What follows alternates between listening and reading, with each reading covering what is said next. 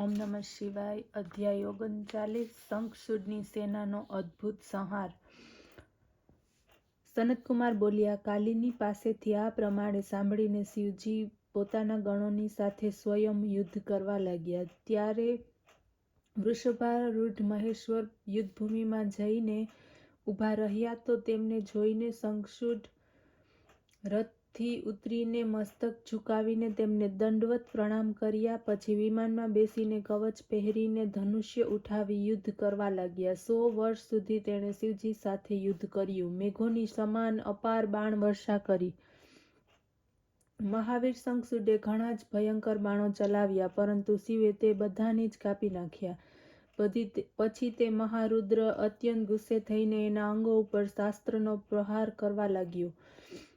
શંખચૂડે શિવના ઉત્તમ વાહનના માથા ઉપર પ્રહાર કરવા માંડ્યા, તલવાર ચલાવવા માંડી, પરંતુ આની પહેલા શિવજીએ પોતાના ધારદાર બાણ મારીને એની ઢાલ તલવાર બંનેને કાપી નાખ્યા. ત્યારે દાનવે ઘણા ગુસ્સાપૂર્વક શિવજી ઉપર ચક્રનો પ્રહાર કર્યો. શિવજીએ મુષ્ટિકાના મારથી તેને છિન્ન ભિન્ન કરી નાખ્યો. હવે એણે ગદા પ્રહાર કર્યો. શિવે તેની ગદા પણ તોડી નાખી. આ પ્રમાણેના ભિન્ન ભિન્ન અસ્ત્રોથી તે લડતો જ રહ્યો. શિવજી તેના સર્વ અસ્ત્રોને કાપતા તોડતા પૂર્ણ કરતા રહ્યા. એટલામાં મહાકાળી ત્યાં પણ પાછી આવી પહોંચી પોતાનું મુખ ફેરવીને ઘણા રાક્ષસોનું ભક્ષણ કરી ગઈ. વીરભદ્ર અને નંદીશ્વર પણ ઘણા બધા દૈત્યોનો નાશ કર્યો. આમ દૈત્ય સેનાનો સંહાર થવા લાગ્યો. બચેલા બધા ઘણા વીરો ભાગી ગયા. અધ્યાય 40. શિવજી દ્વારા શંખચૂડનો વધ. સનતકુમાર બોલ્યા, ત્યારે પોતાની સેનાના આ ભીષણ સંહારને જોઈને દાનવોને ઘણો જ ક્રોધ આવ્યો અને એણે મહાદેવ ઉપર અનેક અસ્ત્રોનો પ્રહાર કર્યો. મેઘની જેમ બાણ વરસવા લાગ્યા. તે અદૃશ્ય થઈ ગયો. માયાથી ભય દેખાડવા લાગ્યો, જેને દેવતાઓમાંથી કોઈ પણ સમજી શક્યું નહીં. પરંતુ એની કંઈ પણ પરવા કર્યા વગર શિવજી એની ઉપર દિવ્ય પ્રહાર કરવા લાગ્યા. એનાથી તત્ક્ષણ તેની માયા નાશ પામી. ત્યારે મહાબળવાન મહેશ્વર એના વધ માટે પોતાનું ત્રિશૂળ ઉઠાવ્યું. જેને સહન કરવું એ તેજસ્વીઓના માટે કઠિન કાર્ય હતું. પછી તો તે જ સમયે આકાશવાણી થઈ કે, હે મહેશ્વર, હમણાં આ ત્રિશૂળને આના ઉપર ન ચલાવશો. આપ જેવા સમર્થ માટે શંખચૂડને મારવો શું કઠિન છે? તો પછી આ પ્રતાપી અસ્ત્રનો આના ઉપર શા માટે ચલાવો છો? આપ વેદ મર્યાદાનો નાશ ન કરો. જ્યાં સુધી એની પાસે વિષ્ણુનું કવચ અને તેની પતિવ્રતા સ્ત્રી છે ત્યાં સુધી એને ન ઘડપણ છે ન મૃત્યુ. આકાશવાણીને સાંભળીને શિવે એ જ પ્રમાણે કર્યું. ત્રિશૂળને રોકી રાખ્યું. પછી તો શિવની ઈચ્છાથી વિષ્ણુ ત્યાં આવ્યા. તેમણે વૃદ્ધ બ્રાહ્મણનો વેશ ધારણ કર્યો. શંખચૂડની ભેટીને ભિક્ષા માંગી. શંખચૂડે પૂછ્યું, શું જોઈએ છે? આ ઉપર વૃદ્ધે કહ્યું, હું આ પ્રકારે માંગવાનો નથી. સૌથી પહેલા તો આપ પ્રતિજ્ઞા કરો. શંખચૂડે પ્રતિજ્ઞા કરી. બ્રાહ્મણે કહ્યું, મને આપનું કવચ આપો. દાનવરાજે પ્રાણથી પણ પ્યારું કવચ બ્રાહ્મણને આપ્યું. હરિએ માયાથી શંખચૂડનું કવચ આમ લઈ લીધું. પછી એ જ રૂપથી તેમની સ્ત્રી તુલસી પાસે ગયા. માયા વિશારદ વિષ્ણુએ દેવતાઓના કાર્યને માટે તેની સાથે વિહાર કર્યો. પછી તો શિવની તક મળી ગઈ. એમણે વિજય નામે એક પ્રવલિત શૂલ ઉઠાવીને શંખચૂડ ઉપર ચલાવ્યું. એ શૂલે તેનો સંહાર કર્યો. આકાશમાં દુદુંભી વાગવા લાગી. ગંધર્વ કિન્નર ગાવા લાગ્યા. તેમજ અપ્સરાઓ નૃત્ય કરવા લાગી. શિવજીના ઉપર ફૂલોની વર્ષા થવા લાગી. મુનિઓ શિવની પ્રશંસા કરવા લાગ્યા. શંખચૂડ રાજા પણ શાપથી મુક્ત થયો. પૂર્વરૂપને પ્રાપ્ત થયો. એના હાડકામાંથી એક પ્રકારની શંખ જાતિ ઉત્પન્ન થઈ, જેનું જળ શિવ સિવાય બધા ઉપર ચડાવી શકાય છે. વિશેષત વિષ્ણુ અને લક્ષ્મીને તો શંખનું જળ વિશેષ પ્રિય છે. પછીથી ઉમા સહિત નંદીશ્વર ઉપર આરૂઢ થઈ સ્કંદ અને ગણોની સાથે શિવજી પોતાના લોકમાં ગયા અને અંતમાં દેવતાઓ પણ સ્વસ્થ થઈને પ્રાપ્ત થયા. શિવજીનું આ સુખદાયક ચરિત્ર સર્વ દુઃખોને હરનારું, લક્ષ્મી આપનારું અને કામનાઓને પૂર્ણ કરનારું છે. અધ્યાય 41. તુલસીના શાપનું વર્ણન. વ્યાસ બોલ્યા, હે મુનિ, વિષ્ણુએ તુલસીમાં પોતાની શક્તિઓનું આધાન કેવી રીતે કર્યું એ મને કહી સંભળાવો. સનતકુમાર બોલ્યા, દેવતાઓનું કાર્ય કરનાર નારાયણે શંખચૂડ રૂપ ધારણ કર્યું અને રમા સાથે રમણ કર્યું. આ કાર્યમાં પિતા શિવજી અને માતા પાર્વતીની આજ્ઞાનું પાલન કરવું તે પણ ધ્યેય હતું. આકાશવાણીથી પ્રેરિત થઈને વિષ્ણુએ એના કવચને ગ્રહણ કર્યું તથા રૂપનો ત્યાગ કરીને શંખચૂડનું રૂપ ધારણ કર્યું. તરત જ તેઓ તુલસીની પાસે પહોંચ્યા.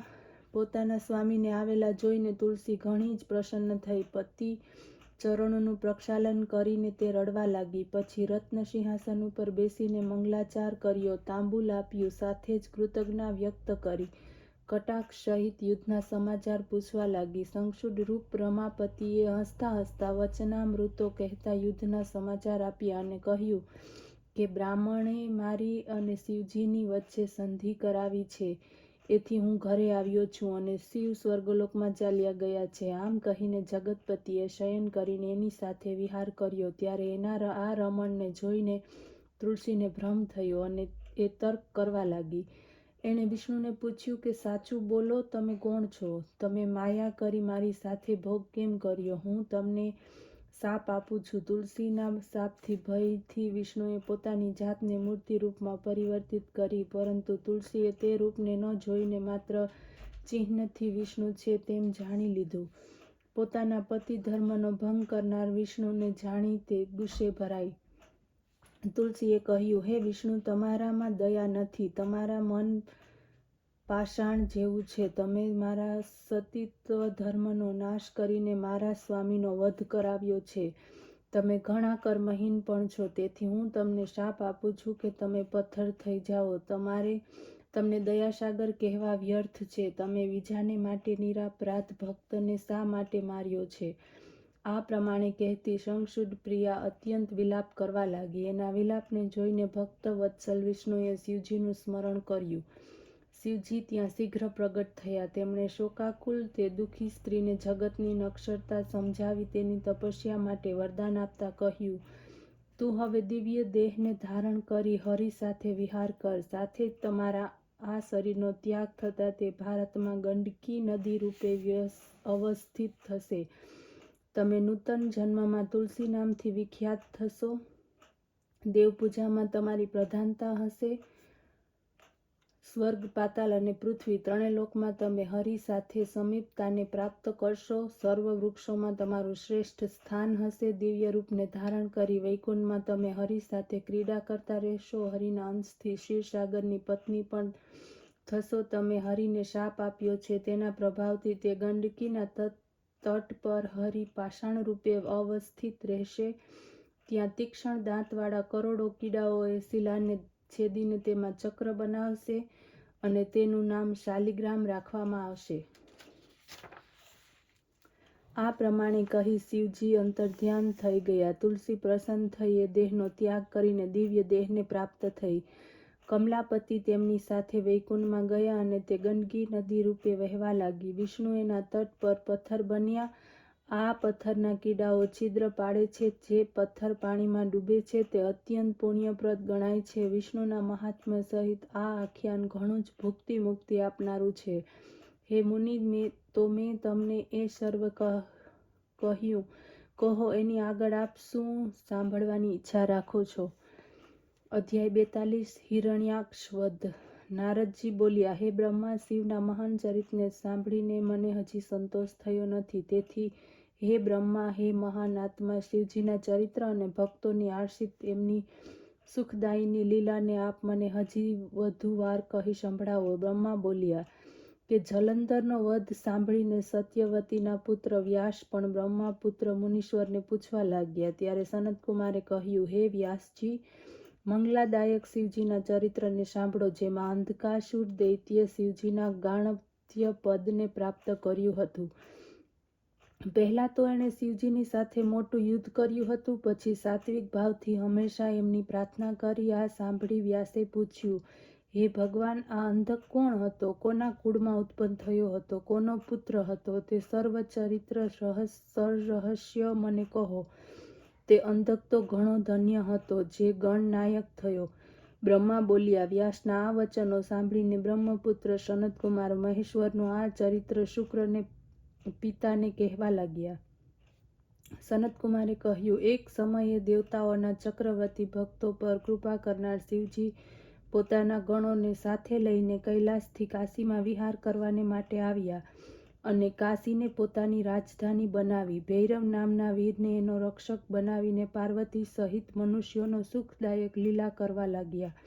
આ પ્રમાણે એક સમયે શિવજી મંદરાચલ પર્વત ઉપર જઈને પાર્વતી સાથે વિહાર કરવા લાગ્યા. ત્યારે એમના અનેક વિહારોમાં જ્યારે પાર્વતીએ અનેક સુવર્ણમળની પ્રભાવવાળા હાથોથી શિવજીના નેત્રોને બંધ કરી દીધા, ત્યારે ક્ષણભરને માટે બધે ગાઢ અંધકાર છવાઈ ગયો. મહેશ્વરના શરીરનો સ્પર્શ થતાં પાર્વતીના બંને હાથોમાંથી જળ નીકળવા લાગ્યું. ફરીથી ભયંકર મુખવાળો ક્રોધપરાયણ આંધળો વિરુદ્ધ જટાધારી કૃષ્ણ વર્ણ વિકૃત તથા ઘણા શોભાવાળો મનુષ્ય ઉત્પન્ન થઈને નાચવા લાગ્યો, ગાવા લાગ્યો, હસવા લાગ્યો અને રોવા લાગ્યો. ઘોર અવાજ તેમજ જીભથી લબડકા લેવા લાગ્યો. એના અદ્ભુત દર્શનથી ગૌરીનું ઘણું જ આશ્ચર્ય થયું અને મહેશને પૂછવા લાગ્યા કે આ ઘોર પુરુષ કોણ છે?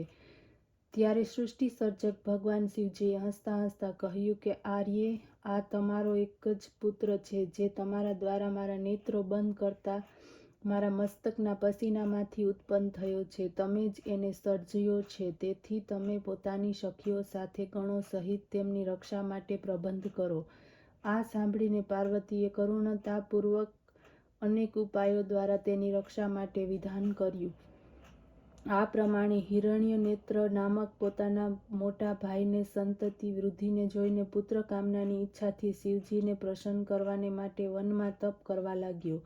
એના તપથી પ્રસન્ન થઈને શિવજી એને વરદાન આપવા ગયા અને કહ્યું કે મને વીર્યવાન પુત્ર આપો. મારા ભાઈથી તો પ્રહલાદ વગેરે 5 પુત્રો થયા છે, પરંતુ મારો કોઈ પુત્ર નથી. હું વંશ રહિત છું. શિવજીએ તથાસ્તુ કહીને એને પુત્ર પ્રાપ્તિનું વરદાન આપ્યું. એને કહ્યું કે મારો અંધક નામનો પુત્ર તારા જેવો જ બળવાન છે. તું સર્વ દુઃખને ભૂલીને એ પુત્રને મારી પાસેથી માંગી લે. તે દૈત્ય શિવ પાર્વતીની પ્રદક્ષિણા કરી તે પુત્રને પ્રાપ્ત કર્યો. શિવજી અંતર્ધ્યાન થઈને પોતાના સ્થાન ઉપર આવ્યા. હિરણ્યનેત્ર એ પુત્રને સાથે લઈ પોતાના ઘરે ચાલ્યો ગયો. પછીથી એણે એ દેવતા, પૃથ્વી તથા પાતાલવાસીઓના જીતીને પોતાના દેશમાં મેળવી લીધા. પછી તે દૈત્યોના રાજા હિરણ્યાક્ષના આતંકથી દેવતાઓ વ્યાકુળ થઈ ગયા. તેમણે સર્વાત્મક યજ્ઞમય ભયભીત કરે તેવા વારાહરૂપ પ્રધાન વિષ્ણુની આરાધના કરીને તેમને પાતાળમાં મોકલ્યા.